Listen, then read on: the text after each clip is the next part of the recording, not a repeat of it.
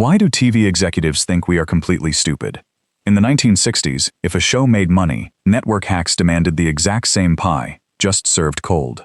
They shamelessly cloned successful hits, expecting gullible viewers to mindlessly swallow the cheap garbage they poured onto our screens. Spoiler alert, we didn't. Nobody did. Here are 19 pathetic 1960s sitcoms that tried to steal someone else's lightning, only to crash and burn instantly. Number 19. Occasional Wife, 1966. As the 1960s drew to a close, the supernatural and gimmick-driven sitcoms were starting to wear out their welcome.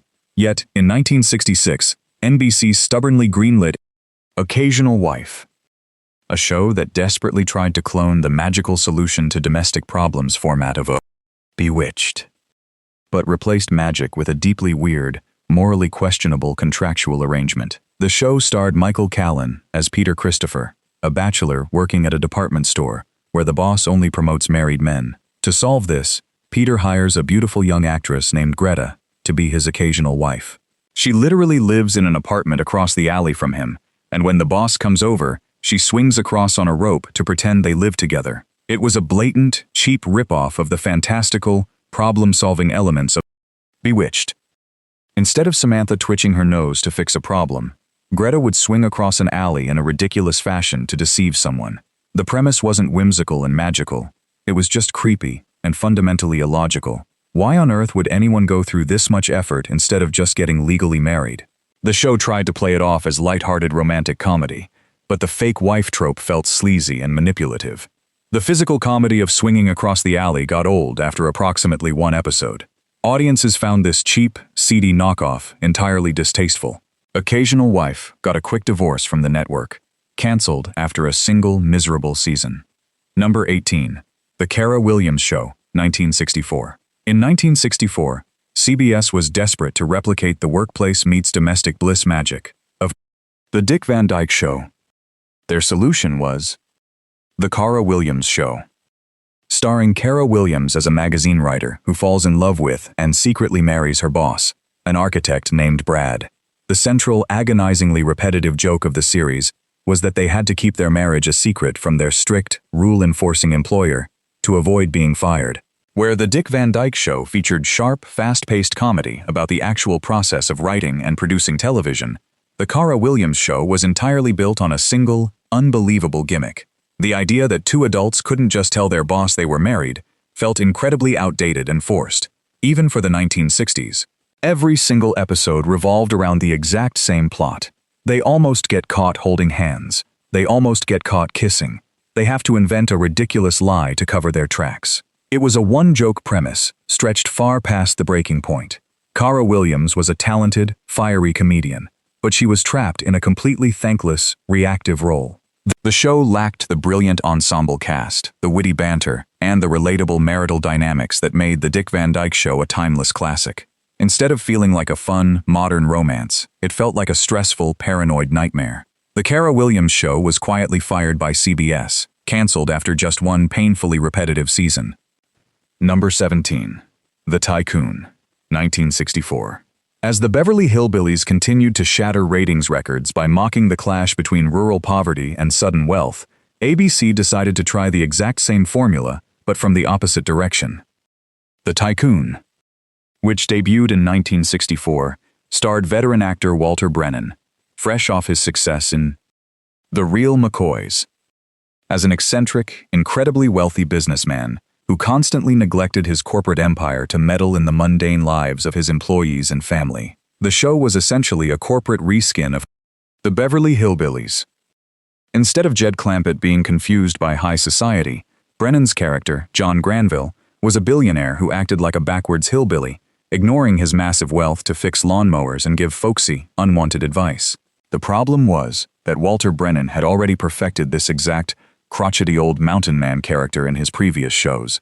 Seeing him play a supposed billionaire who acted exactly like his dirt-poor characters wasn't a clever parody. It was just confusing and lazy.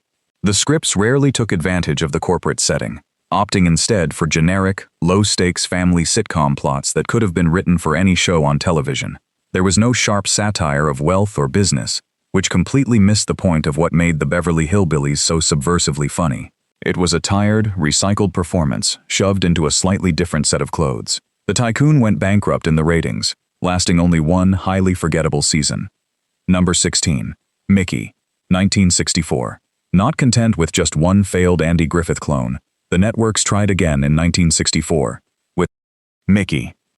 This time they hired actual Hollywood royalty, Mickey Rooney, to star as Mickey Grady, a widowed father of two who moves from the big city to the small, sleepy town of Rising Springs, Arizona, to run a local gas station and serve as the town's deputy sheriff. Mickey was such a blatant, uninspired photocopy of the Andy Griffith Show that it was almost insulting to the audience. You had the same small-town setting, the same single-father dynamic, the same deputy sheriff badge, and the same parade of eccentric townspeople wandering in and out of the gas station. But while Andy Griffith brought a laid-back, naturalistic warmth to Mayberry, Mickey Rooney brought his trademark frantic, loud, manic energy. Rooney, acting like a caffeinated tornado, completely destroyed the gentle, soothing vibe that made rural sitcoms successful. He yelled, he overreacted, and he turned every minor small-town dispute into a chaotic disaster. The show felt like a nervous breakdown set in a desert. Furthermore, the child actors playing his kids were given awful, preachy dialogue that made them sound like 40-year-old moralists rather than realistic children. It lacked the authenticity, the gentle humor, and the southern charm of its inspiration. Mickey was run out of town by terrible ratings, canceled after a single, exhausting season. Number 15. Wendy and Me, 1964. When Bewitched debuted in 1964 and became an instant ratings phenomenon, ABC realized the power of combining a traditional sitcom with a slight supernatural or fantastical hook. Eager to cash in, they created Wendy and Me in 1964, banking heavily on the star power of George Burns. The show featured Burns as himself, an elderly apartment landlord who frequently broke the fourth wall to talk to the audience about his young tenant, Wendy, and her boyfriend, played by Ron Harper. While Wendy and Me didn't feature actual witchcraft, it directly copied the narrative structure and the omniscient observer gimmick that Bewitched occasionally utilized. Burns was supposed to be the magical, unseen force commenting on the young couple's lives. Unfortunately, it was a spectacularly lazy clone. George Burns just stood in an empty room smoking a cigar, telling bad jokes to the camera while the actual sitcom played out in the apartment next door. The young couple, Wendy and Kevin, were painfully bland, lacking the incredible chemistry and charm of Samantha and Darren Stevens. The fourth wall gimmick felt incredibly intrusive, constantly stopping the momentum of the show dead in its tracks, so Burns could deliver a stale one-liner. It wasn't magical, it was just distracting. Audiences quickly realized they were just watching a mediocre, generic romance sitcom, interrupted by an old man talking to himself. Wendy and Me vanished instantly, canceled after one forgettable season. Number 14. The John Forsythe Show, 1965. In 1965, NBC was desperate to replicate the runaway success of Hogan's Heroes, a show that found huge ratings by turning World War I POW camps into a sitcom setting. They took John Forsythe, a highly respected dramatic actor, and forced him into The John Forsythe Show. Forsythe played a former Air Force officer who becomes the dean of a prestigious, all-girls private school, essentially turning the campus into a military-style comedy base. The show was a baffling mess that tried to mash up the military structure of Hogan's Heroes with the collegiate hijinks of a dormitory sitcom. Forsythe's character was forced to deal with a strict, by-the-book female administrator, standing in for the enemy commandant, and a cast of rebellious, giggling schoolgirls who acted like a rogue platoon. It was a tone-deaf combination. Hogan's Heroes worked because the stakes, despite being a comedy, were life and death. Watching a grown man try to enforce curfew on teenage girls in miniskirts offered zero comedic tension. Forsythe looked completely miserable, his natural suave charm entirely wasted on scripts that required him to yell at teenagers about broken rules. The military-style gags, like sneaking out of dorms or covertly smuggling contraband onto the campus, felt incredibly forced and out of place in a wealthy California school setting. Viewers expecting the clever, subversive wartime satire of Hogan's Heroes were instead treated to a pedantic, unfunny boarding school lecture. The show failed to capture any audience, lasting only one painful season before NBC finally lowered the flag. Number 13. The Queen and I, 1969. Bewitched conquered the 1960s by blending domestic sitcom tropes with magical fantasy, following a witch who tries to live a normal suburban life. In 1969, CBS scrambled to copy this exact supernatural domesticity formula with The Queen and I. The show starred Larry Storch as Andrew, an ordinary American diplomat who marries a beautiful woman, only to discover is the absolute monarch of a small, fictional European kingdom. Instead of witchcraft, the magic here was supposed to be the absurd wealth and royal privileges of the Queen. However, The Queen and I completely botched the execution. Bewitched worked because Samantha's magic was visually interesting, rule-based, and inherently comedic. The Queen's magic was just that she had a lot of money and servants. Which isn't funny, it's just obnoxious. Larry Storch, coming off the success of F Troop, was forced to play a straight man to a string of dull, aristocratic tropes. The show couldn't decide if it wanted to be a satire of royalty or a standard domestic comedy, resulting in a tonal disaster. The jokes revolved around things like the Queen bringing her royal throne into the living room, or firing the local butcher for not bowing. It was repetitive, dull, and entirely lacking in the warmth that Elizabeth Montgomery brought to Bewitched. Audiences found the royal premise stuffy and the comedy practically non-existent. The Queen and I was overthrown by the viewers almost immediately. Number 12. The Ugliest Girl in Town, 1968. I Dream of Jeannie was a massive hit by combining a fantastical, magical premise with a gorgeous female lead and a beleaguered male protagonist. ABC decided to rip off this impossible romance formula, but give it a highly questionable, cross-dressing twist in 1968, with The Ugliest Girl in Town. The show followed a young photographer who, to cover for his supermodel brother, puts on a wig and drag to pose as a female model in London, accidentally becoming a massive fashion icon. If Jeannie was a goofy, harmless fantasy, The Ugliest Girl in Town was just profoundly weird and deeply uncomfortable. The entire comedy was supposed to stem from the lead having to maintain his female disguise, but it played less like a magical sitcom and more like a cringe-inducing farce. The humor relied heavily on outdated, stereotypical gags about men being attracted to her, creating a bizarre, uncomfortable romantic tension that alienated viewers. The show lacked the genuine charm, the sparkling chemistry between Larry Hagman and Barbara Eden, and the light-hearted magic that made its inspiration so beloved. Instead, it offered a protagonist constantly sweating through bad drag makeup while trying to avoid being discovered. The premise was too absurd to take seriously, but not clever enough to work as a pure satire of the fashion industry. ABC clearly thought putting a man in a dress was a substitute for actual writing. Viewers strongly disagreed, and the show was an instant flop. Number 11. The Second 100 Years, 1967. The mid-1960s saw an absurd trend of high-concept gimmick sitcoms, where the entire show was built around a single, ridiculous supernatural premise, following the bizarre success of shows like My Mother the Car. CBS launched The Second 100 Years in 1967. The premise: a prospector named Luke freezes in an Alaskan avalanche in 1900 and is thawed out 67 years later, looking exactly the same, moving in with his now elderly son, who is physically older than him. While the fish-out-of-time concept had potential, The Second 100 Years executed it with breathtaking laziness. The show essentially functioned as a cheap clone of every other gimmick sitcom, relying entirely on the novelty of the premise rather than actually writing good jokes. Every episode was built on the exact same tired gags. Luke doesn't understand modern technology. Luke is confused by 1960s slang. And Luke says old-timey phrases. It was a one-trick pony that exhausted its trick in the first 5 minutes of the pilot. The casting of Monty Markham as both Luke and his son was mildly amusing, but the dual-role gimmick couldn't sustain a 30-minute narrative.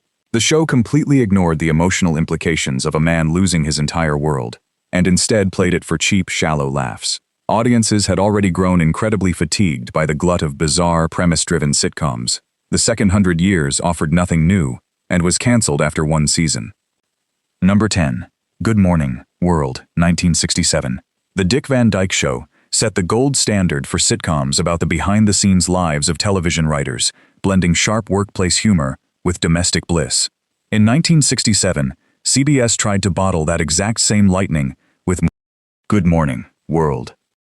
Starring Joby Baker and Ronnie Shell as Dave and Larry, the show followed two young guys who worked as announcers and writers for a morning radio show in Los Angeles. Good Morning World was such a blatant, unapologetic ripoff that it almost felt like a parody. It copied the exact structure, cut from the wacky workplace to the sensible apartment, where the lead's much smarter wife would gently scold him for his antics.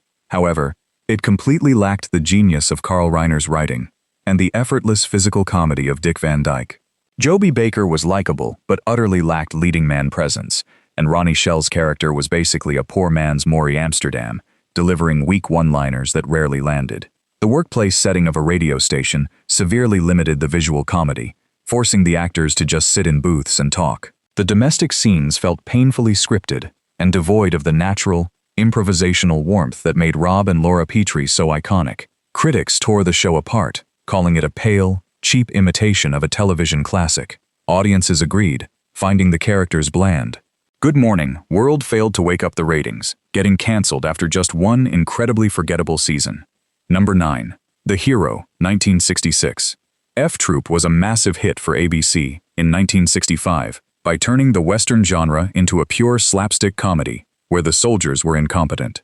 Not to be outdone, NBC rushed out The Hero in 1966, starring Richard Mulligan as a bumbling, cowardly actor who is drafted into the army and accidentally becomes a war hero due to a series of ridiculous misunderstandings. The Hero attempted to directly clone the military incompetence humor of F Troop, but failed to understand the delicate balance required to pull it off. F Troop had a brilliant ensemble cast, where every character had a distinct, hilarious personality.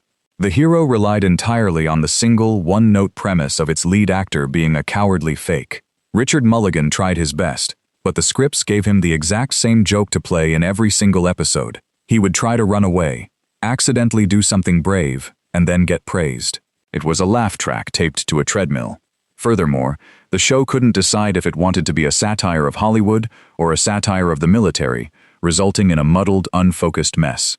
The supporting characters were mere props to react to Mulligan's fake heroics, offering none of the brilliant comedic counterplay found in F Troop. Viewers quickly grew bored of the repetitive, predictable gags. The Hero was unceremoniously axed after just one season, proving that you can't just put a guy in a uniform and expect military comedy magic. Number 8. The Double Life of Henry Phyfe, 1966. When Mel Brooks and Buck Henry created Get Smart in 1965, the satirical spy comedy was an instant sensation. ABC immediately rushed to produce their own espionage spoof, resulting in The Double Life of Henry Phyfe in 1966. The show starred Red Buttons as a mild-mannered accountant who was coerced by the government into acting as an undercover agent to take the place of a recently murdered international spy. The Double Life of Henry Phyfe was a masterclass in missing the point of a successful parody. Get Smart worked because it brilliantly mocked the tropes of the James Bond genre, featuring a bumbling but confident agent with hilarious gadgets like the shoe phone.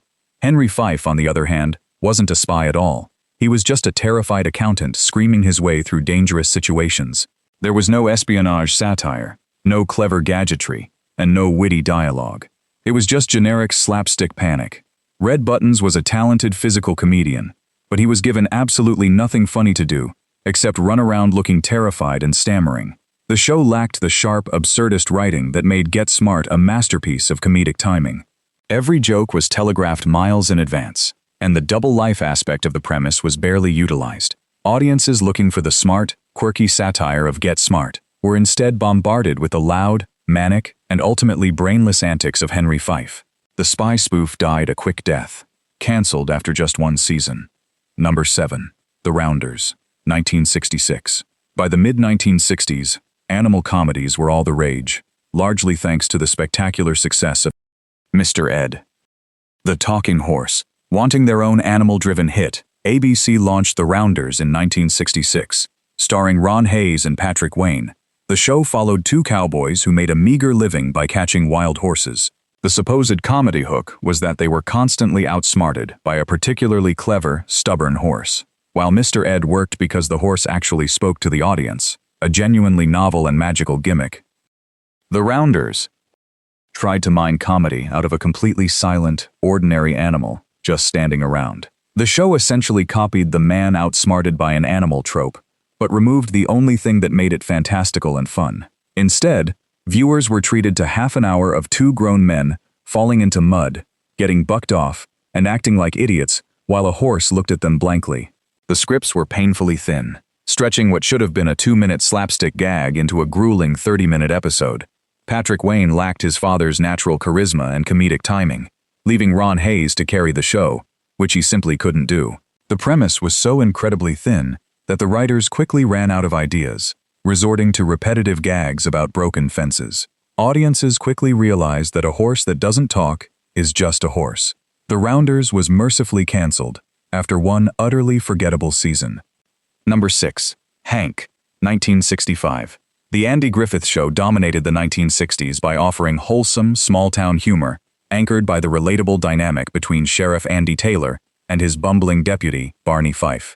In 1965, NBC attempted to directly clone this winning formula with Hank. Starring Dick Coleman as a young, small-town gas station attendant who also happens to be a deputy sheriff, the show was explicitly designed to be the next Andy Griffith. Hank failed because it copied the superficial elements of Mayberry while entirely missing its soul. The Andy Griffith Show succeeded because Andy Taylor was a calm, wise, paternal figure who grounded the comedy. In Hank, the title character was essentially just a younger, more annoying version of Barney Phyfe without an Andy Taylor to balance him out.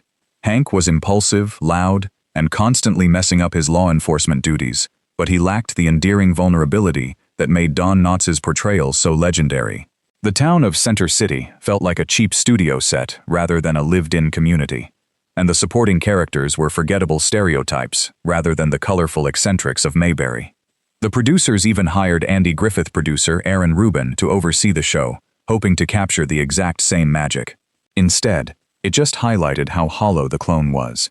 Without the warmth, the gentle pacing, or the authentic Southern charm of its inspiration, Hank just came across as a grating, second-rate imitation.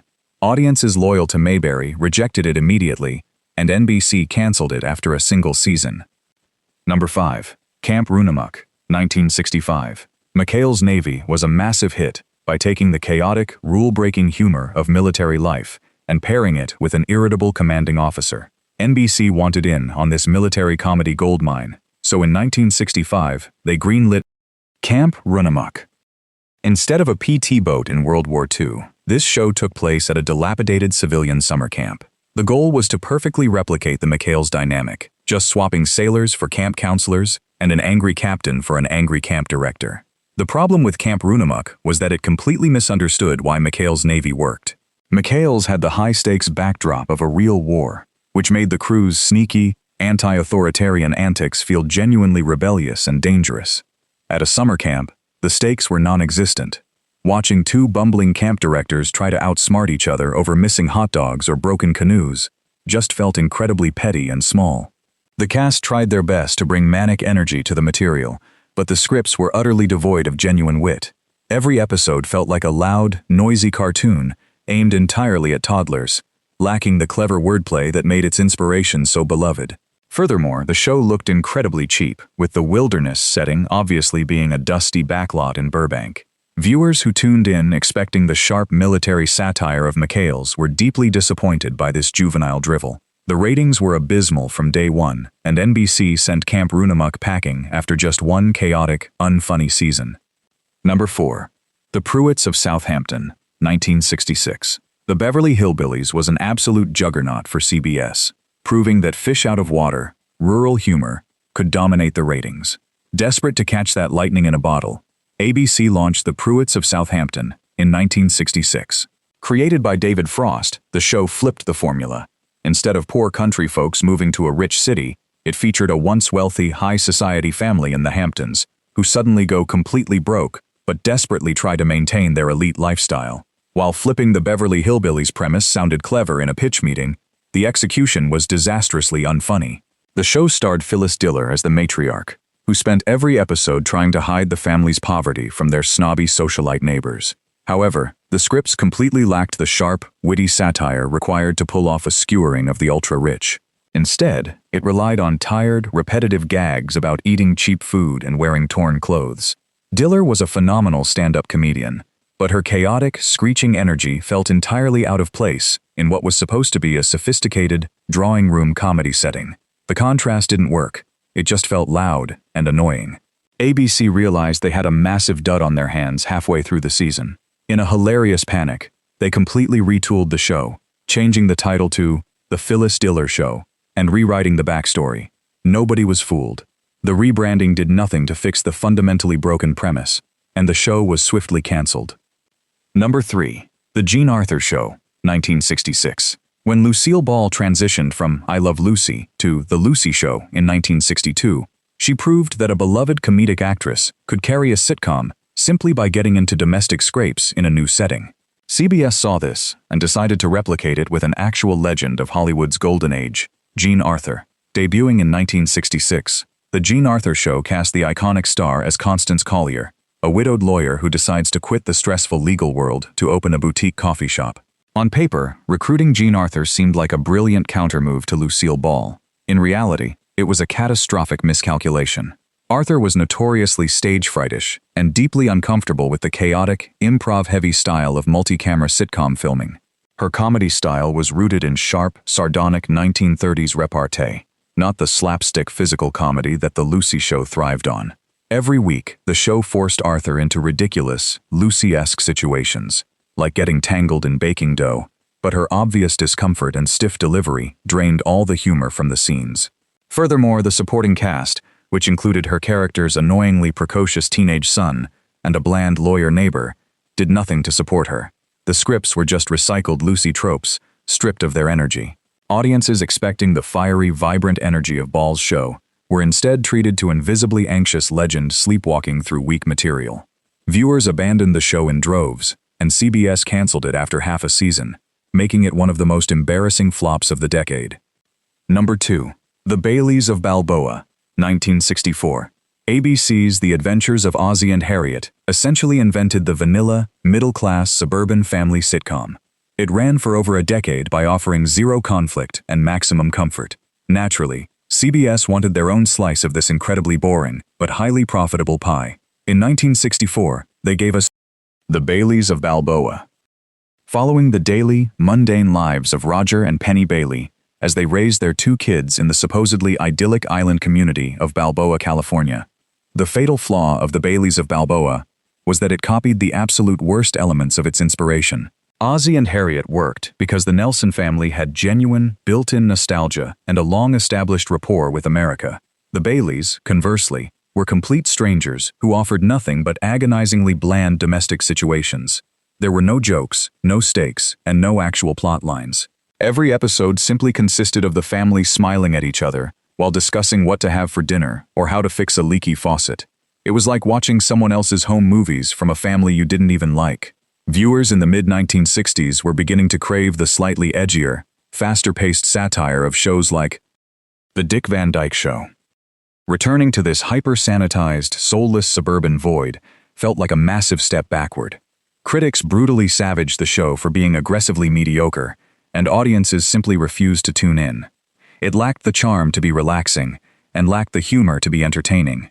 It died instantly, lasting only 1 season before CBS pulled the plug. Number 1. My Living Doll, 1964. When My Favorite Martian became a surprise smash hit in 1963 by hiding an alien in plain sight, CBS immediately scrambled to rip off the exact same formula. Their lazy brainstorming session led to a simple swap. Instead of a Martian, they would hide a robot. Enter My Living Doll, a 1964 sitcom starring Julie Newmar as Rhoda, an experimental android who happens to look like a breathtaking supermodel. Bob Cummings stars as Dr. Bob McDonald, a psychologist tasked with secretly housing Rhoda and teaching her how to act human. The massive problem was that the premise played out as incredibly creepy rather than charming. Where My Favorite Martian utilized a sweet, protective dynamic, My Living Doll felt like a bizarre, voyeuristic fantasy, tailored for older men. The scripts constantly forced Newmar into ridiculous situations where she had to blindly obey Cummings' commands, making the comedy feel deeply outdated. Behind the scenes, the tension was worse. Bob Cummings was notoriously miserable, often refusing to rehearse and blatantly reading his lines off cue cards.